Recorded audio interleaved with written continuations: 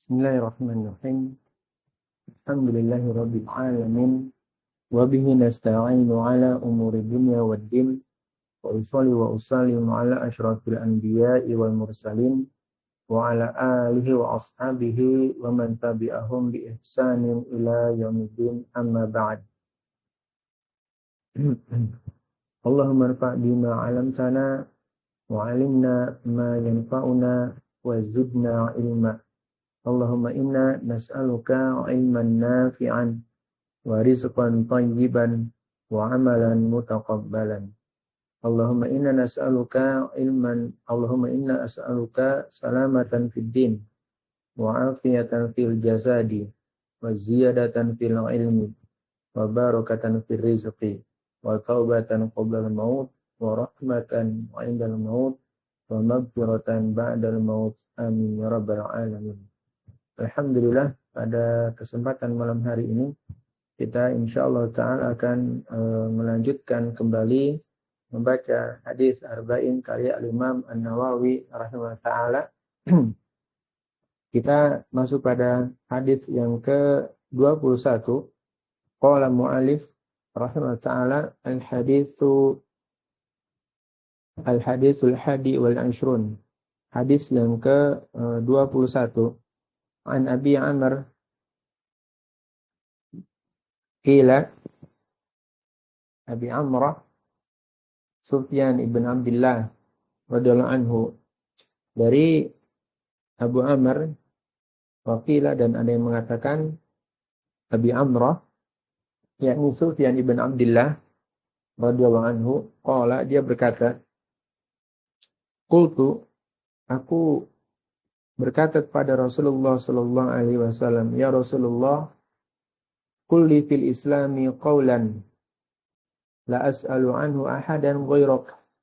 Ya Rasulullah, wa ya Rasulullah, kulli, katakanlah kepadaku atau ajarkanlah kepadaku fil Islam, di dalam Islam.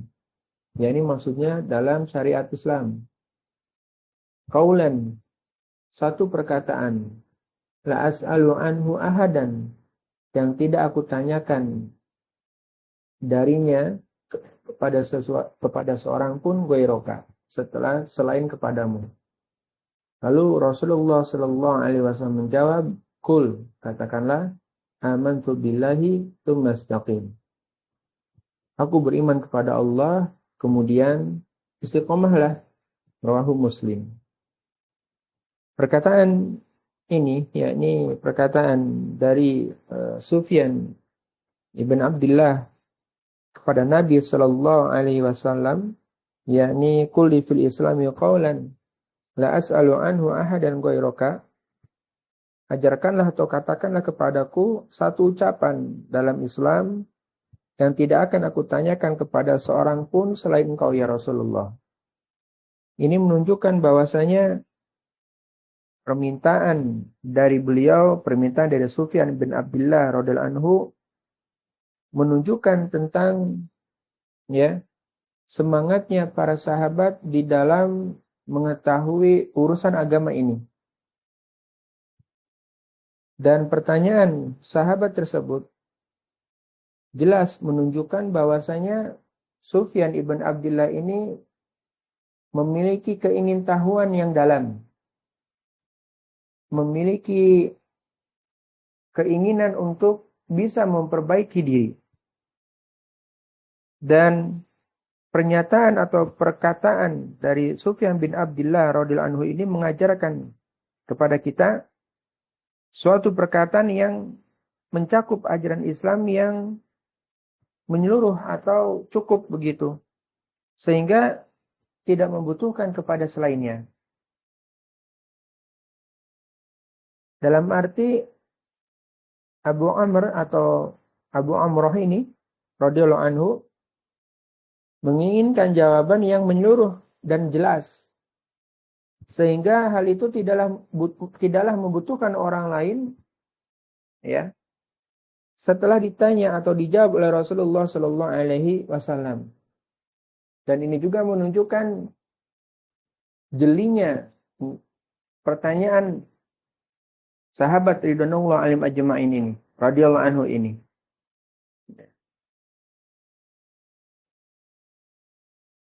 Lalu Nabi Shallallahu Alaihi Wasallam menjawab pertanyaan tersebut, ya, dengan jawaban yang pendek, akan tetapi memiliki makna yang dalam.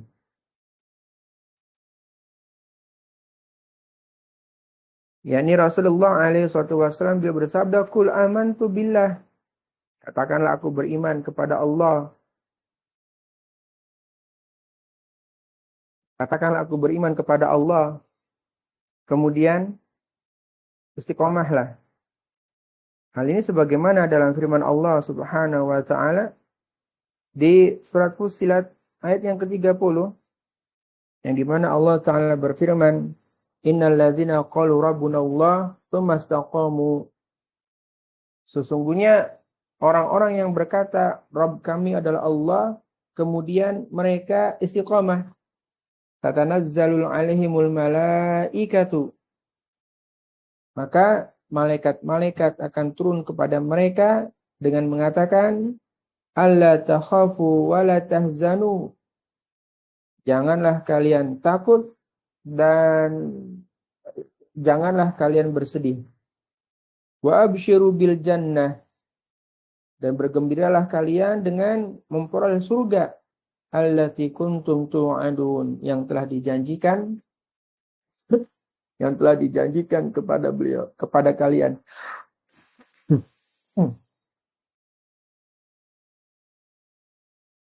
Nabi Shallallahu Alaihi Wasallam memberikan dua kalimat ini kepada Sufyan ibn Abdullah radhiyallahu anhu. Yang pertama tentang masalah keimanan. Kemudian yang kedua adalah tentang masalah berlaku istiqamah. Pada perkataan yang pertama, yaitu amantu billah. Ya, pada perkataan pertama, yaitu amantu billah. Ini menunjukkan tentang keimanan. Dan ada yang mengatakan bahwasanya perkataan kul amantu billah ini diucapkan dengan hati, dan ada yang mengatakan diucapkan dengan lisan. Ala kulli hal, keimanan ini ya dalam konsep ahlu sunnah wal jamaah, bahwasanya keimanan ini mencakup keyakinan di dalam hati, diucapkan dengan lisan, dan diaplikasikan dengan anggota badan. Maka ketika mengatakan kul amantu billah, ini mencakup semuanya. Mencakup keyakinan yang ada dalam hati, perkataan yang ada dalam lisan, dan diaplikasikan dengan perbuatan anggota badan. Yang kemudian summa istaqim, kemudian istiqomahlah. Maka di dalam keimanan, dalam melakukan amal soleh, diperlukan keistiqomahan. Sehingga dengan demikian, seseorang itu perlu sekali meminta tolong kepada Allah Tabaraka wa Ta'ala, agar dia bisa istiqomah di atas keimanan. Karena walau bagaimanapun juga, siapalah kita kalau tanpa bantuan dan pertolongan Allah Subhanahu wa Ta'ala. Yang dimaksud dengan istiqamah disebutkan oleh Al-Hafidh Ibnu Rajab dalam rahimahullah ta'ala di Jami'ul Ulum wal Hikam. Beliau membawakan beberapa atsar para sahabat. Di antaranya adalah perkataan dari sahabat Abu Bakar As-Siddiq radhiyallahu anhu dalam tafsir firman Allah Ta'ala, "Tsumastaqamu." Kata sahabat Abu Bakar As-Siddiq radhiyallahu anhu, maksudnya adalah kemudian mereka istiqomah, maksudnya adalah mereka itu tidak menyekutukan sesuatu pun dengan Allah Subhanahu wa Ta'ala. Ya, artinya mereka mentauhidkan Allah Tabaraka wa Ta'ala. Dalam riwayat yang lain dikatakan mereka ini tidak menoleh kepada sesembahan selain Allah Subhanahu wa Ta'ala. Ini makna dari tsumastaqamu. Kemudian pula diriwayatkan dari sahabat Umar bin Khattab radhiyallahu anhu bahwa beliau pernah membaca ayat ini, yaitu innal ladzina qalu rabbunallah tsumma istaqamu, sesungguhnya orang-orang yang berkata Rabb kami adalah Allah, kemudian mereka istiqomah, maka kata sahabat Umar bin Khattab radhiyallahu anhu, yakni mereka tidak melakukan tipu muslihat seperti tipu muslihatnya serigala.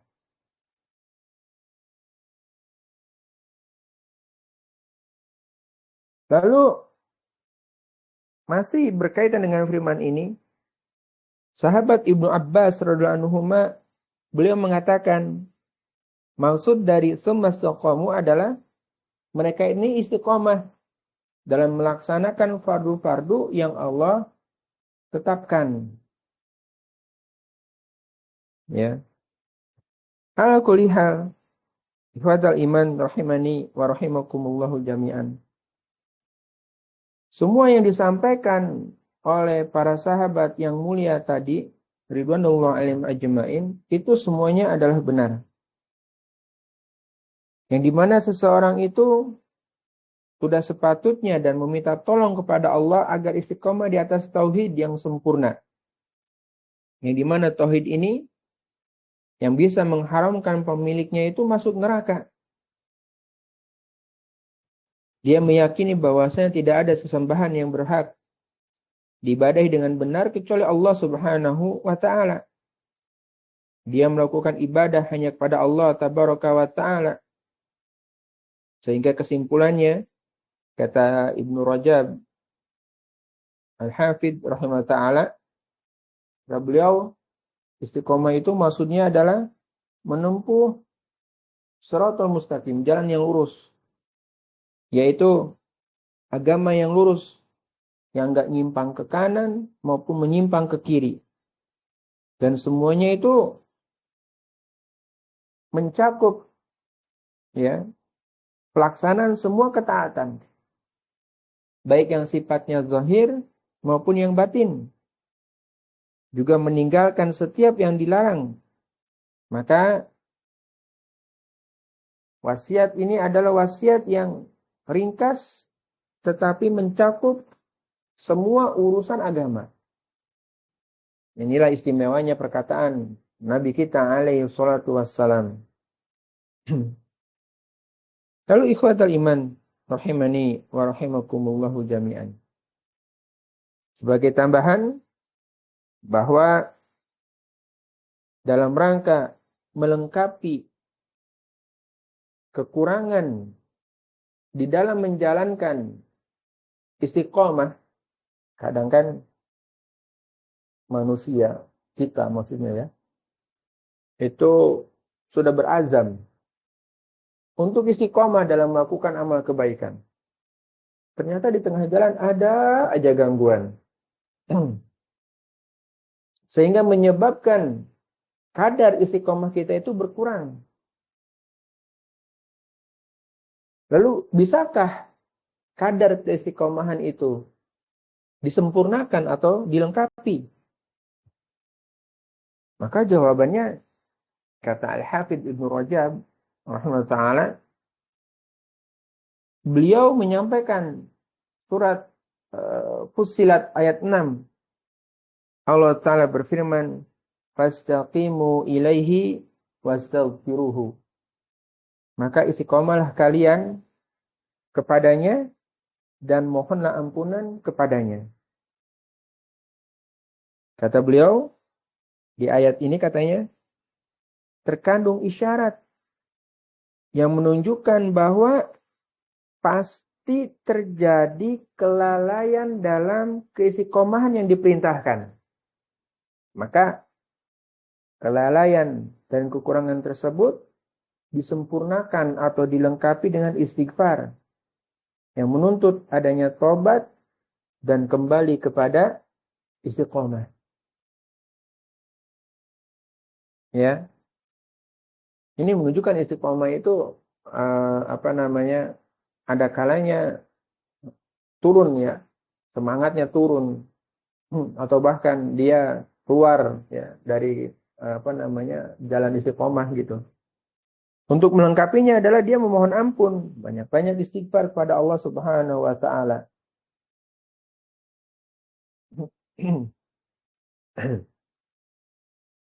Nabi Shallallahu alaihi wasallam mengabarkan kepada kita tentang bahwasanya manusia itu nggak akan mampu melaksanakan istiqomah dengan sebenar-benarnya. Lalu beliau Shallallahu alaihi wasallam bersabda, "Istaqimu wa lan tuhsu wa'lamu anna khairu a'malikum shalah wa la yuhafidhu 'alal wudu' illa mu'min." Kata beliau, "Istaqimu wa lan tuhsu." Istiqomahlah kalian dan kalian nggak akan bisa melaksanakan istiqomah tersebut dengan sebenar-benarnya. Wa'lamu anna khairu a'malikum as-shalah. Dan ketahuilah bahwa amal kalian yang paling baik adalah salat. Wa yuhafidhu 'alal wudu' illa mu'min. Dan enggak ada orang yang menjaga wudu kecuali orang mukmin. Begitu pula dari riwayat dari Abu Hurairah radhiyallahu anhu dari Nabi sallallahu alaihi wasallam, beliau bersabda, "Saddidu wa qaribu." Kata beliau, berpeganglah kepada kebenaran dan berusahalah sedekat mungkin dengan istiqomah yang sempurna. Jadi yang dimaksud dengan as-sadad, ya, berpegang kepada yang benar, itulah hakikat istiqomah. Ya, ini benar pada perkataan, amal perbuatan, dan juga tujuan-tujuannya.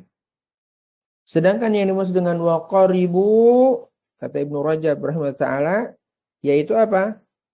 Berusaha sebaik mungkin, berusaha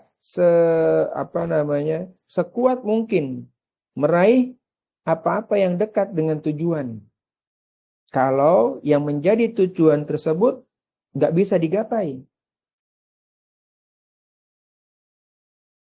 Ya, sehingga dengan demikian harus ada kegigihan, harus ada kesungguhan dalam mencapai sikap ya, di atas kebenaran dan juga dalam menggapai tujuan. Sehingga hal ini bisa mendekat kepada maksud dari istiqomah itu sendiri. Ya. Sehingga dengan demikian istiqomah dibutuhkan kedekatan atau dibutuhkan kesungguhan di dalam menjalankannya.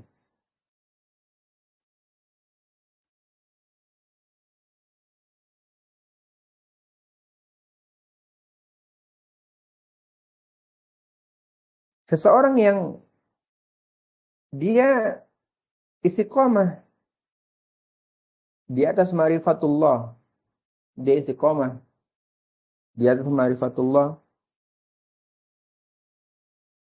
dia istiqomah di atas rasa takut kepada Allah, pengagungan kepada Allah, kecintaan kepada Allah, berharap dan juga adanya keinginan bertemu dengannya, senantiasa berdoa kepada Allah, bertawakal kepada Allah dan berpaling dari selainnya, maka semua anggota badan insya Allah menjadi istiqamah di atas ketaatan kepada Allah Subhanahu wa ta'ala. Karena yang mengendalikan itu semua rajanya adalah hati. Dan semua badan itu tentaranya, para prajuritnya. Dengan demikian kalau rajanya itu sudah istiqomah, maka tentara dan rakyatnya juga pasti akan istiqomah. Sedangkan hati itu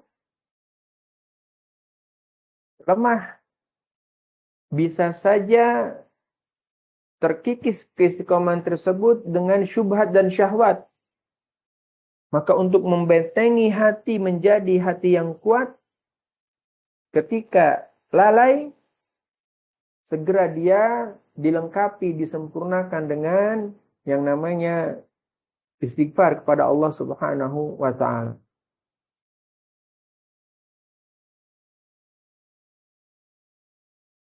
Dan anggota badan yang paling harus kita perhatikan keistiqomahannya setelah hati itu adalah lisan, lidah. Karena yang namanya lidah atau lisan ini dia sebagai penerjemah hati dan yang mengungkapkan segala isi hati.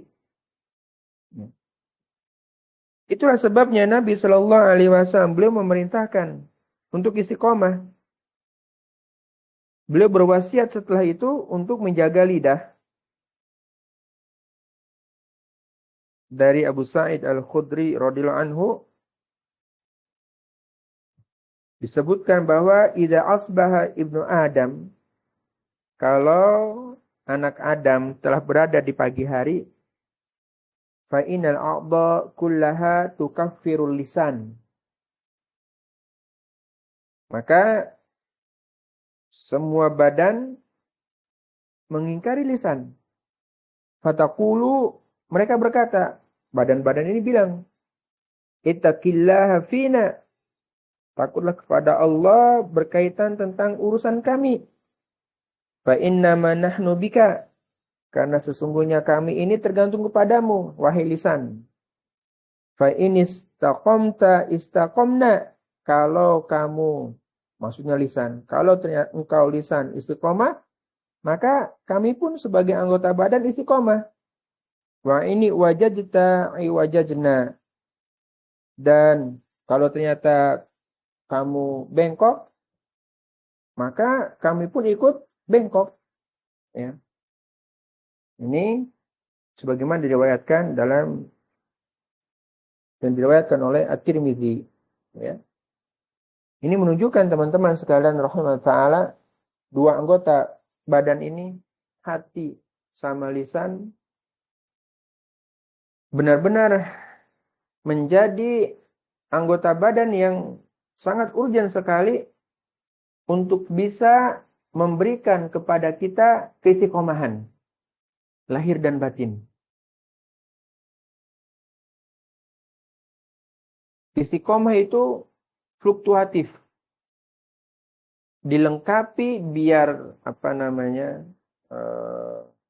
ngajeg ya, biar tetap, biar sempurna.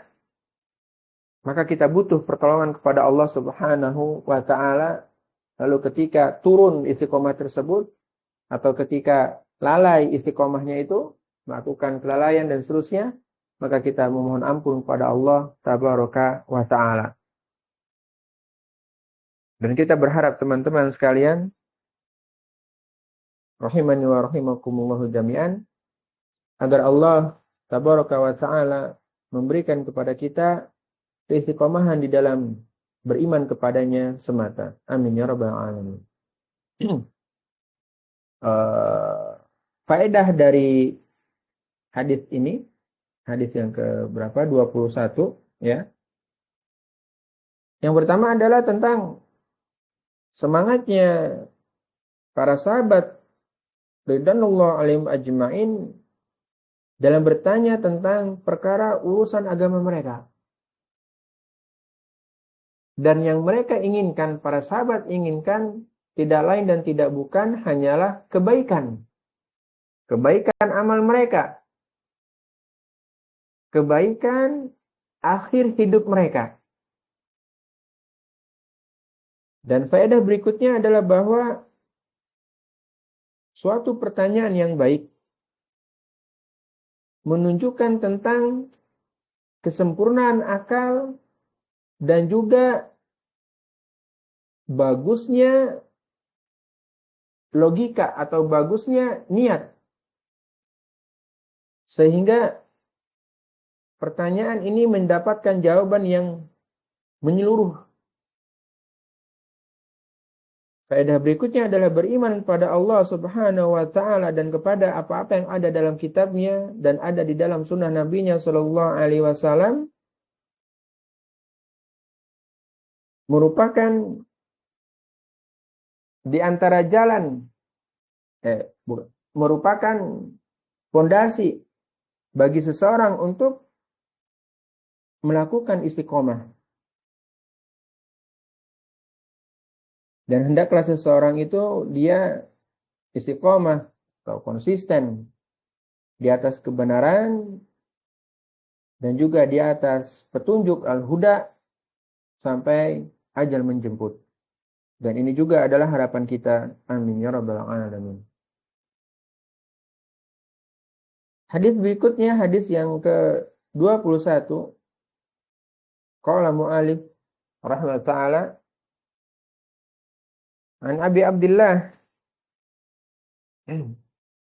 dari Abu Abdullah Jabir ibn Abdullah al-Ansari radhiyallahu anhuma,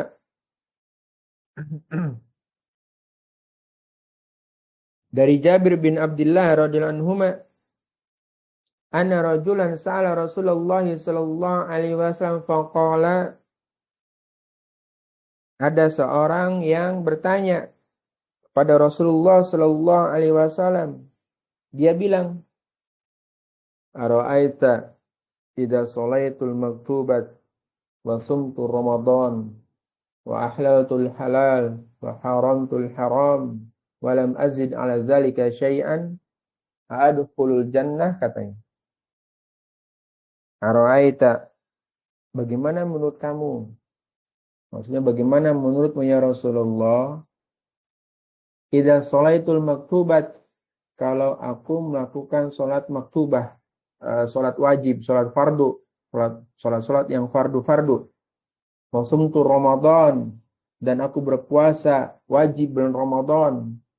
Wa ahlaltul halal, dan aku menghalalkan yang halal. Wa haramtul haram, dan aku mengharamkan yang haram.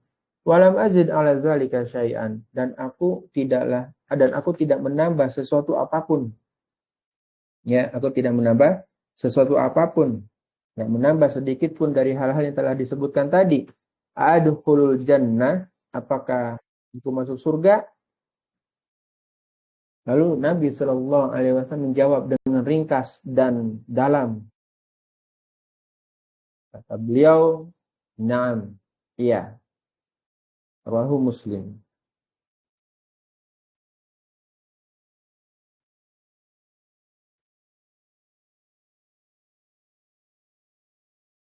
Di sini, dalam hadis ini, tidak disebutkan siapa yang bertanya kepada Rasulullah Sallallahu Alaihi Wasallam. Jabir radhiyallahu anhu sebagai perawi cuma menyebut anna rajulan, bahwa ada seorang laki-laki yang sa'ala Rasulullah sallallahu alaihi wasallam, nanya kepada Rasulullah sallallahu alaihi wasallam, gak disebutin siapa nih orangnya. Dan kita nggak perlu tahu yang dimaksud orang tersebut. Ya, siapanya itu kita tidak perlu tahu. Ya. Kenapa demikian? Dikarenakan selama mereka adalah sahabat, maka sahabat itu adil semuanya. Jadi perkara nama, ini namanya siapa? Dia dari mana? Ya. Itu tidak perlu ambil pusing. Selama dia adalah sahabat, jelas ini sahabat ya. Kenapa? Kan bertemu dengan Nabi Shallallahu Alaihi Wasallam dan dia beriman kepada Rasulullah Shallallahu Alaihi Wasallam. Maka keterangannya ini diterima. Dan kita juga nggak perlu tahu siapa orang yang dimaksud. Karena intinya adalah tentang peristiwa yang terjadi. Ya. Tentang hikmah atau ibroh yang didapat dari kejadian tersebut. Ataupun dari pertanyaan yang diajukan.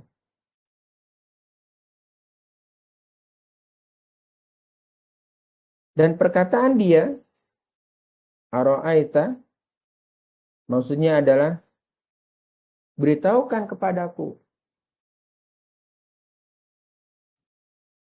apakah kalau aku melakukan apa-apa yang aku sebutkan, aku itu bisa masuk surga? Ya.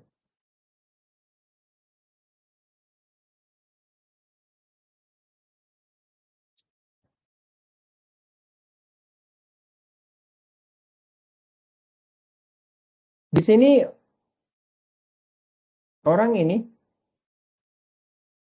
memulai dengan masalah sholat. Sholat maktubat. Sholat-sholat yang wajib. Ya, ini maksudnya ada sholat 5 waktu sehari semalam.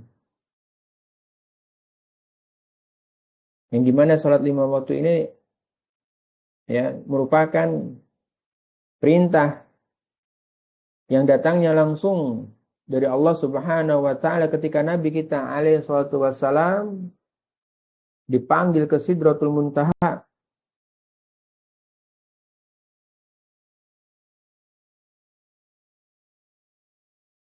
Salat ini salat 5 waktu.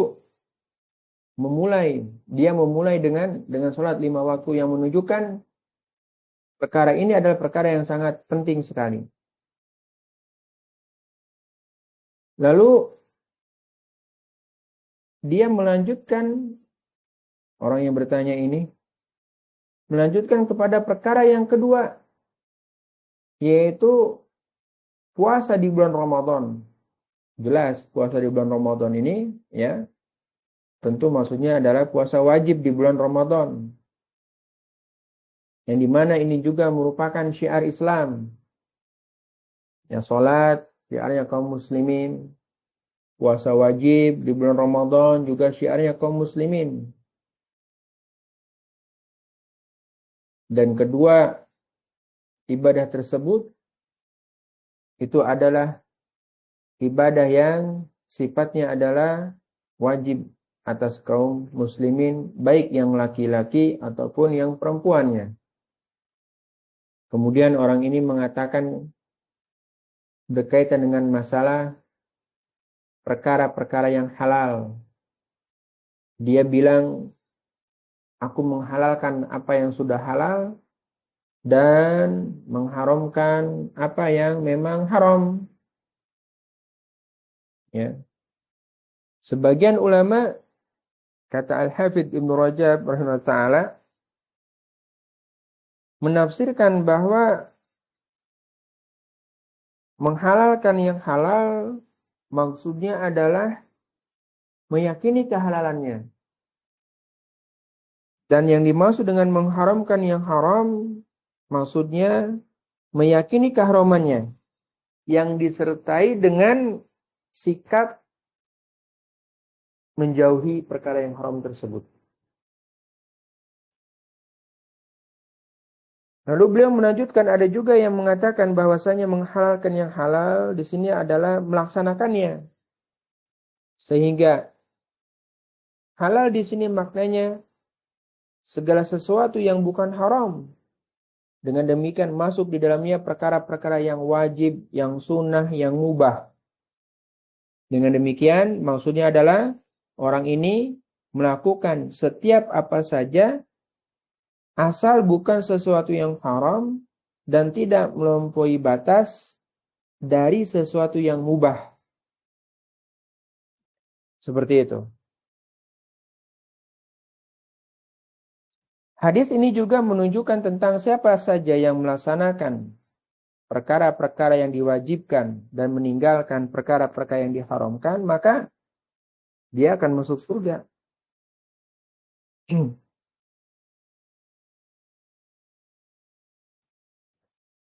Dari Abu Ayyub radhiyallahu anhu bahwa ada seorang laki-laki yang berkata kepada Nabi sallallahu alaihi wasallam, orang ini bilang, kabarkan kepadaku tentang amalan yang bisa memasukkanku ke dalam surga.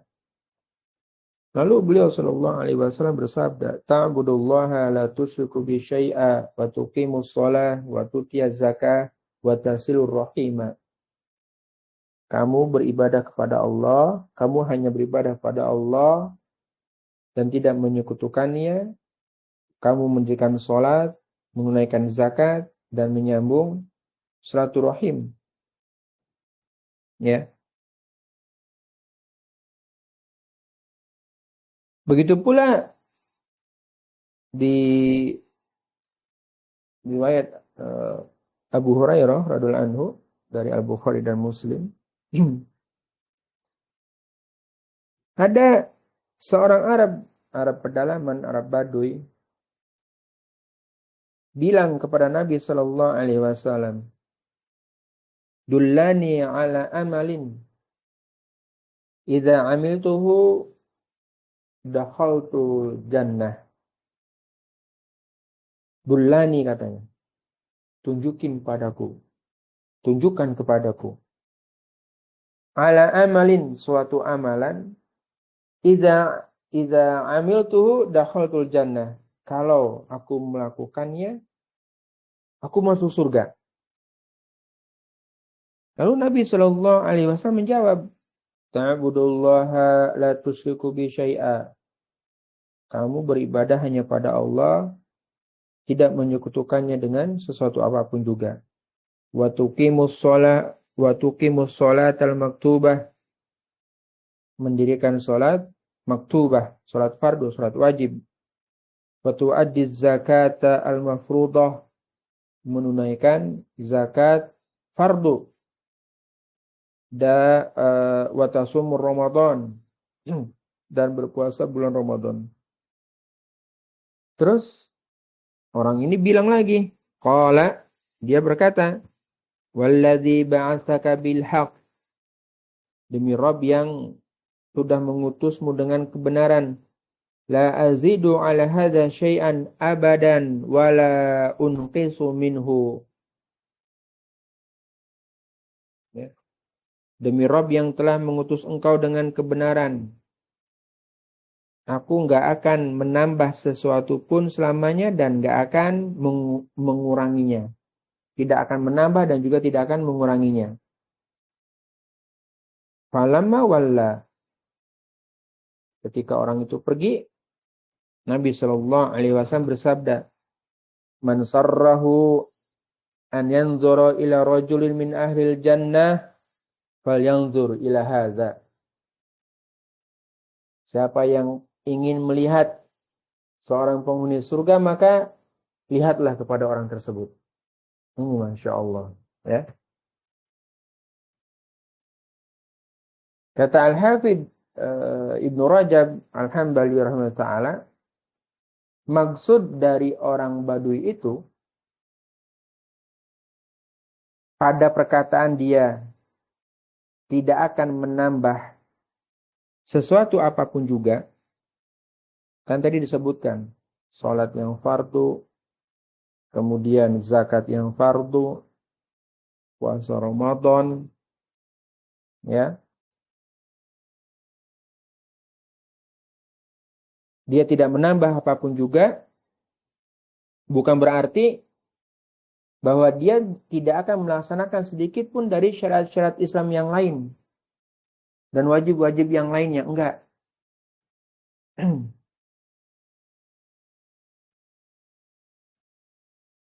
Perkataan orang itu adalah sebagai penegasan pada dirinya bahwa dia akan berazam atau bersungguh-sungguh untuk melaksanakan wasiat yang disampaikan oleh Rasulullah Sallallahu Alaihi Wasallam. Lalu berikutnya Ibnu Rajab rahimahullah taala, beliau menyampaikan atau beliau memperingatkan agar kita waspada dari melanggar apa-apa yang diharamkan oleh Allah Subhanahu wa taala ataupun oleh Rasulnya alaihi salatu wassalam.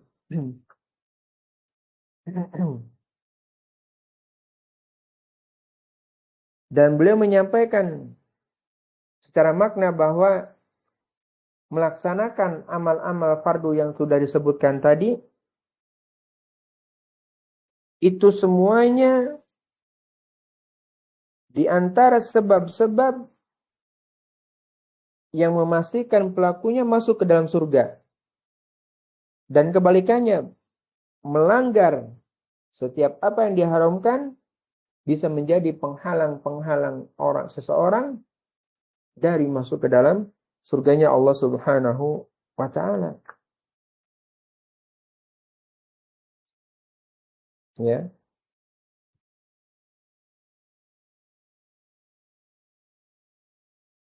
Hadis berikutnya, faedah dari hadis ini.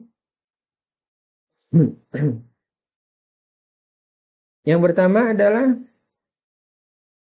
semangatnya para sahabat ridwanullah alaihim ajmain di dalam mengetahui amal-amal kebaikan yang bisa menyebabkan masuk ke dalam surga. Dan ini juga menunjukkan tentang pentingnya amalan-amalan yang disebutkan. Ya, seperti tadi, seperti sholat 5 waktu, puasa Ramadan, ya, dan yang lainnya. Dan faedah berikutnya adalah bahwa seorang muslim itu harus menghalalkan yang halal dan meyakini kehalalannya.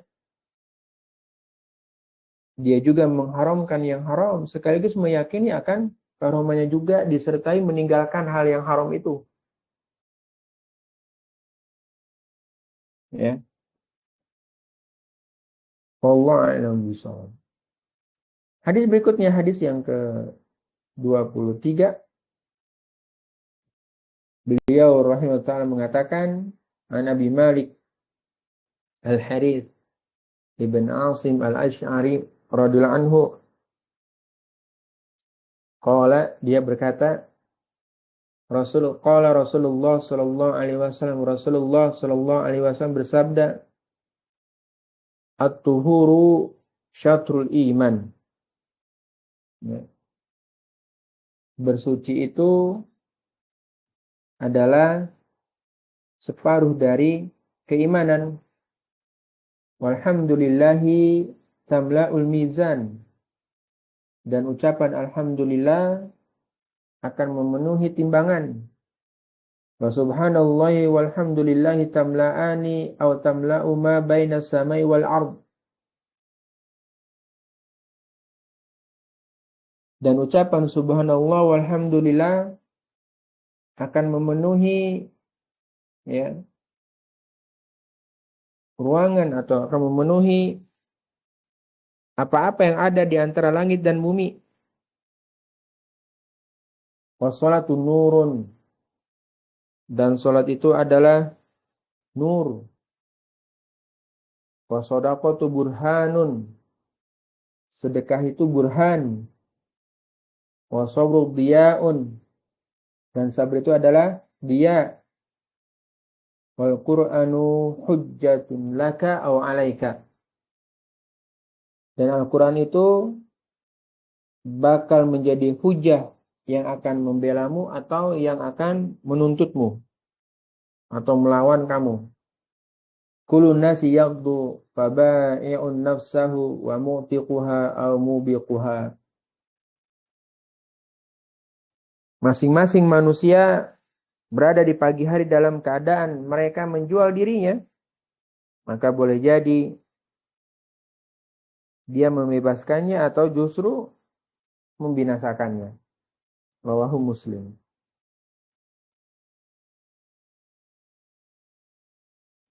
Sabda beliau sallallahu alaihi wasallam, at-tuhuru syartul iman. At-tuhuru, ya, syartul iman. Bersuci itu adalah separuh keimanan.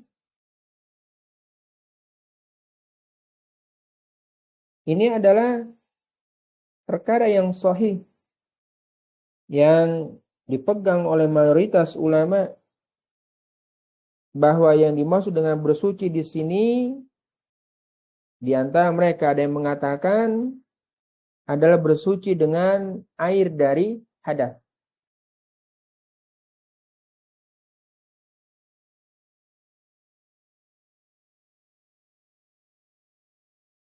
kita telah mengetahui bersama bahwa yang namanya taharah, ikhwatal iman wa akhwati fillah, itu ada taharah yang maknawi dan taharah hissi, yakni taharah yang berkaitan dengan hati, sucinya hati, bersihnya hati dari noda-noda kesyirikan, dari noda-noda maksiat. Ada juga taharah badan, yaitu taharah dengan air atau debu ketika tidak mendapatkan air atau ada sesuatu yang bisa membuat mudarat dengan menggunakan air, pakai berarti beralih kepada debu untuk tayamum, itu menunjukkan tentang taharah badan dalam rangka menghilangkan hadas, ya, dalam rangka menghilangkan hadas.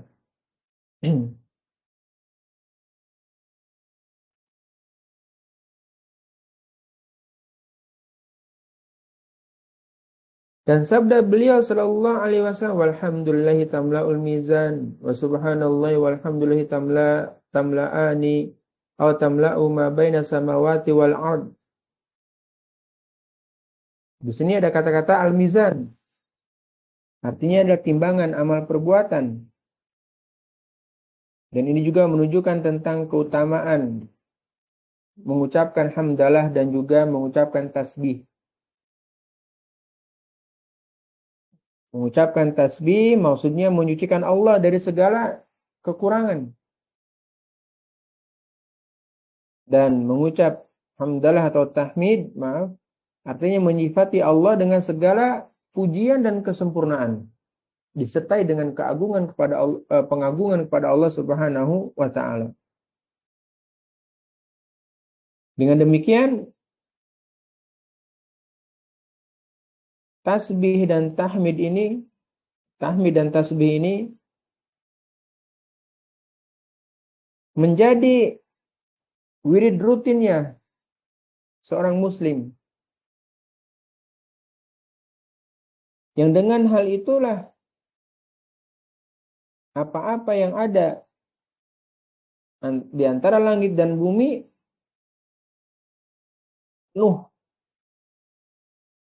penuhnya langit dan bumi dengan tasbih dan tahmid.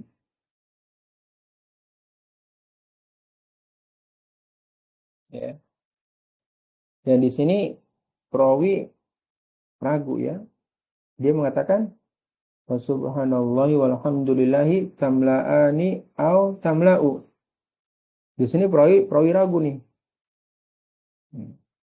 Dan ucapan subhanallah dan alhamdulillah akan memenuhi, ya,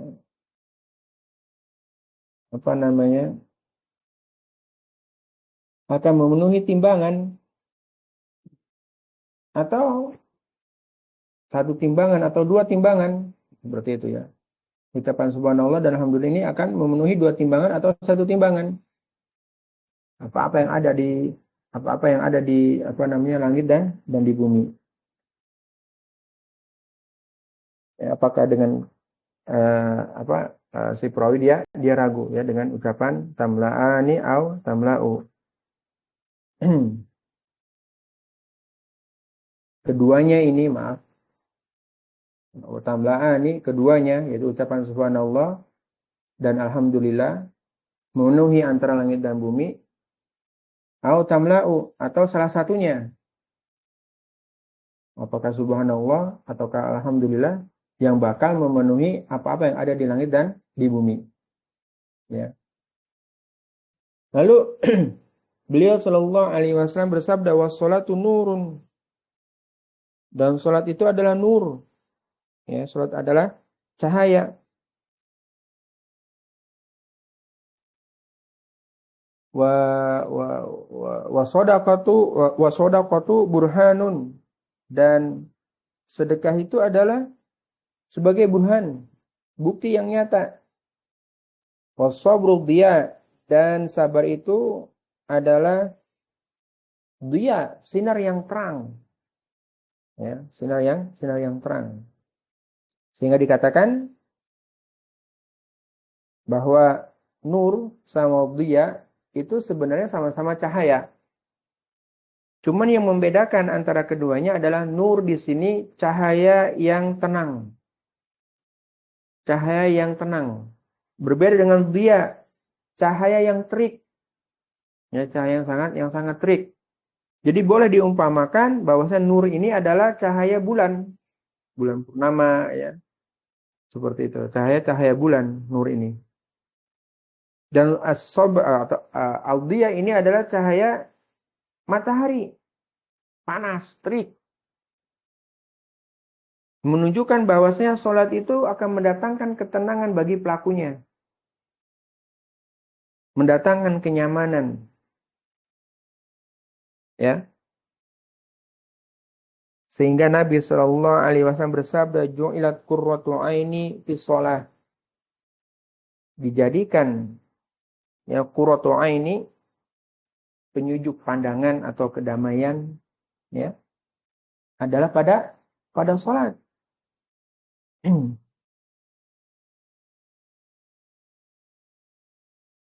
Disebutkan oleh Al-Hafidz Ibnu Rajab, beliau mengatakan bahwa bagi orang mukmin di dunia, ya bagi orang mukmin di dunia, sholat itu adalah cahaya dalam hati dan basirahnya mereka, yang menerangi jiwa mereka dan juga menyinari basirahnya mereka. Sehingga sholat menjadi kedamaian, ketenangan, kenyamanan bagi orang-orang yang bertakwa. Nah, masalahnya, itu tuh di kita. Ya. Kita, oh, jangan kita ya. Kalau kita berarti antum dan antuna juga termasuk. Saya ya. Masalahnya adalah di saya. Basirah yang terjadi dikarenakan sholat ini belum mendapatkannya. Ini sulitnya saya. Basirah. Ya. Sebagaimana Ibnu Rajab tadi bilang ya, rahimahullah ta'ala. Sholat itu bakal jadi cahaya dalam hati seorang muslim dan juga basirah. Nah ini basirahnya itu, Masya Allah. Benar-benar butuh keimanan, keistiqomahan, khusyuk. Benar sholatnya sesuai dengan tuntunan Nabi SAW. Tidak tergoda dan tidak terpikirkan perkara urusan-urusan yang sifatnya duniawi dan seterusnya. Sehingga orang-orang yang mereka benar sholatnya, insya Allah basirahnya tajam. Ya, ini penyakit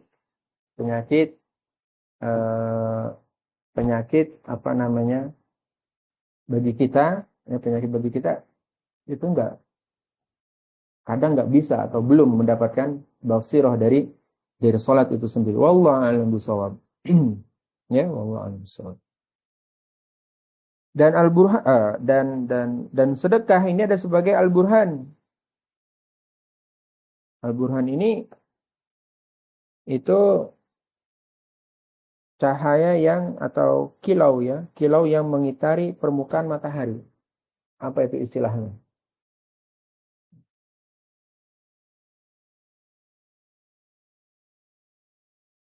Dengan makna ini maka al-burhan tersebut menjadi hujah yang tidak terbantahkan. Karena itulah sedekah. Sedekah menjadi bukti yang nyata menunjukkan tentang benarnya iman dan baiknya hati. Ya. Dan ketika seseorang bersedekah, itu menjadi tanda atau menjadi penunjuk ya bahwa hatinya itu merasakan manis dan nikmatnya iman. Ini Masya Allah. Dia menjadi burhan. Ya. Jadi nur itu cahaya yang menenangkan, cahaya bulan begitu, cahaya yang menenangkan.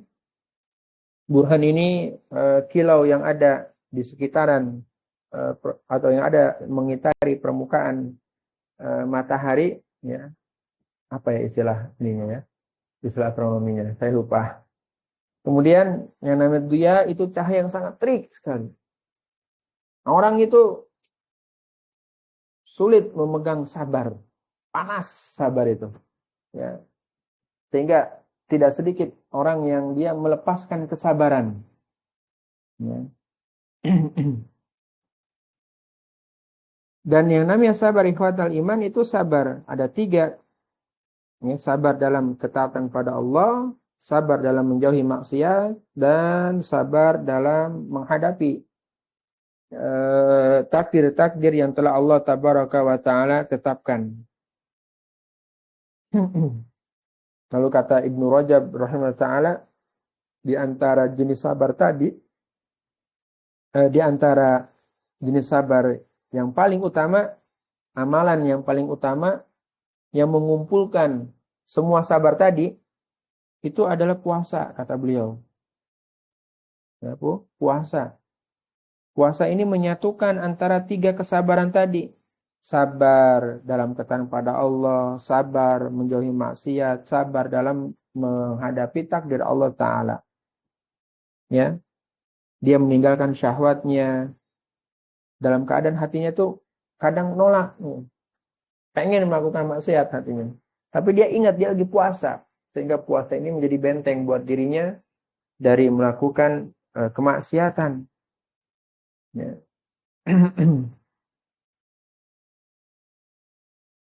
Dan dalam puasa ini terkandung sabar terhadap takdir yang menyakitkan. Karena apa-apa yang dirasakan oleh orang yang berpuasa. Kayak model rasa lapar, rasa haus, lemahnya badan, dan seterusnya. Ya. Lalu Rasulullah SAW bersabda, wal Qur'anu hujjatun laka au alaika. Bahwasanya Al-Quran itu adalah bakal menjadi hujah yang akan membela kamu atau yang akan melawan kamu. Kata sahabat Ibnu Mas'ud radhiyallahu anhu, Al-Quran adalah pemberi syafaat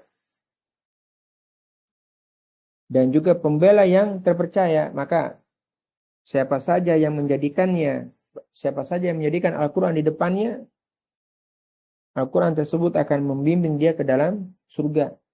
Artinya, menjadikan Al-Quran di depannya itu menjadikan Al-Quran sebagai pedoman. Mengamalkan apa-apa yang ada dalam Al-Quranul Karim. Maka itu semua akan membimbing dia ke dalam surga. Dan siapa yang menjadikannya atau menjadikan Al-Quran ini di belakang punggungnya, maksudnya mengabaikan, tidak menjadikan Al-Quran sebagai pedoman hidup, maka ya dia akan menggiringnya ke neraka.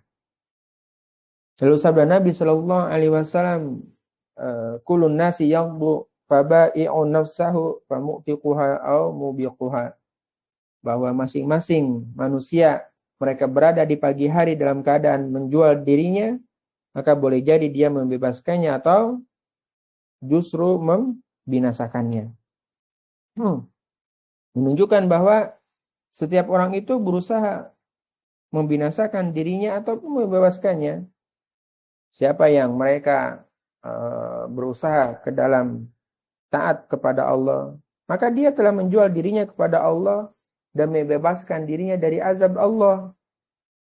Kebalikannya, orang yang berusaha dalam maksiat kepada Allah, maka dia sudah menjual dirinya dengan kehinaan dan membinasakan dengan dosa-dosa yang memastikan datangnya kemurkaan dan hukuman dari Allah Tabaraka wa Ta'ala. Oleh karena itu, kata Al-Hafidz Ibnu Rajab, banyak orang dari kalangan salafus sholih, mereka itu membeli dirinya dari Allah dengan harta benda mereka. Di antara mereka ada yang bersedekah dengan hartanya. Ada juga yang bersedekah, di antara mereka ada yang bersedekah dengan hartanya. Seperti Habib Abu Muhammad. Di antara mereka juga ada yang bersedekah dengan perak seberat dirinya sebanyak 3 atau 4 kali. Seperti Khalid At-Tohan katanya. Khalid At-Tohan. Di antara mereka ada juga yang sungguh-sungguh dalam beramal soleh. Dan dia berkata, aku cuma seorang tawanan yang berusaha untuk membebaskan diriku. Begitu kata Al-Hafidz Ibnu Rajab rahimahullah. Sehingga wajar kalau ternyata Al-Hasan Al-Basri rahimahullah beliau bilang orang mukmin itu di dunia seperti seorang tawanan yang dia berusaha membebaskan dirinya, dia tidak sedikit pun aman hingga dia bertemu dengan Allah Subhanahu wa taala.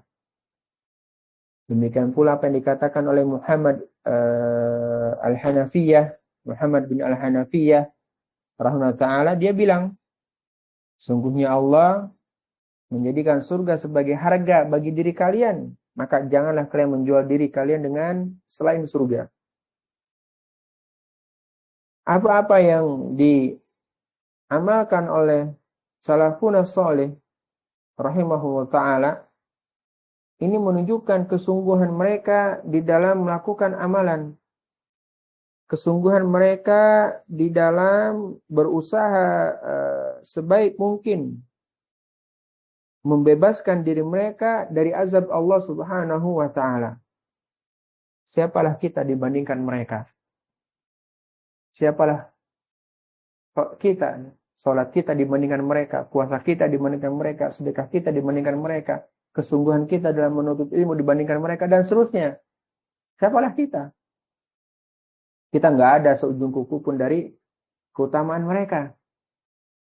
Kita tidak ada seujung kuku pun dari juhudnya mereka. Nggak ada kita ini. Jauh martabat kita dari mereka. Jauh. Maka yang lebih layak sebetulnya butuh kepada amalan baik itu adalah kita. Melakukan amalan itu adalah kita. Kita yang paling butuh. Maka semoga Allah Tabaraka wa Ta'ala memberikan kepada kita kemudahan dalam melakukan amal soleh. Amal soleh apapun yang kita mampu. Kita punya harta, lakukan amal soleh dengan harta. Kita punya ilmu, lakukan amal soleh dengan menyebarkan ilmu. Kita punya tenaga, lakukan amal soleh dengan tenaga. Kita punya pemikiran, ide, lakukan itu semua dengan pemikiran dan ide yang kita miliki. Nggak punya sesuatu pun juga, tapi kita punya doa, maka lakukanlah doa yang terbaik untuk kaum muslimin. Nggak punya juga doa dan keseluruhan dari tadi itu semua, cumanya yang kita bisa cuma diam, maka diam itu lebih baik daripada menggembosi ataupun menyakiti sesama kaum muslimin. Pelajaran dari hadis ini atau faedah dari hadis ini tentang keutamaan ya, thaharah, tahmid, tasbih, dan bahwasanya namanya al-mizan, timbangan amal itu adalah hak nyata adanya. Begitu pula faedahnya adalah tentang keutamaan sholat, sedekah, sabar. Dan faedah berikutnya adalah anjuran untuk memperhatikan Al-Quranul Karim dengan cara mempelajarinya, berusaha memahaminya, mentadaburi maknanya, mengamalkannya, agar ini menjadi hujjah bagi pelakunya. Dan juga ini menjadi ancaman kepada orang-orang yang tidak mempedulikan Al-Quran. Kepada orang-orang yang mereka mengabaikan Al-Quranul Karim. Dan faedah berikutnya adalah tentang masalah anjuran untuk melakukan amal soleh. Agar bisa membebaskan dirinya dari kehinaan di dunia dan azab di akhirat. Serta ya, hadis ini juga faedahnya adalah mengandung ancaman kepada orang-orang yang melakukan amalan buruk yang dapat menjadikan pelakunya itu teman-teman setan sekaligus mengantarkannya kepada neraka. Wallahu a'lam bishawab. Semoga Allah Subhanahu wa ta'ala memberikan kepada kita ya, istiqomahan di dalam melakukan amal soleh, dan semoga Allah Subhanahu wa ta'ala memberikan kepada kita kebaikan-kebaikan di dunia ini. Amin ya rabbal alamin. Berikutnya hadis yang ke-24 ini termasuk hadis yang di antara hadis yang panjang ya, di hadis Arba'in An-Nawawi ini insyaallah taala kita lanjutkan pada kesempatan yang akan datang ya. Berarti pertemuan depan kita mulai dari hadis yang ke-24 berkaitan tentang masalah haramnya kezaliman. Ya, wallahu a'lam. Syukran jazakumullah wa jazakumullah khairan atas partisipasi dari antum dan antuna semua. Kita akhiri dengan doa kafatul majlis. Subhanakallahumma wa bihamdika asyhadu alla ilaha illa anta astaghfiruka wa atubu ilaik. Dari saya dan demikian, dan sekali lagi kami mengucapkan jazakumullah khairan atas partisipasi antum semuanya. Kita tutup ya. Alhamdulillahirabbil alamin.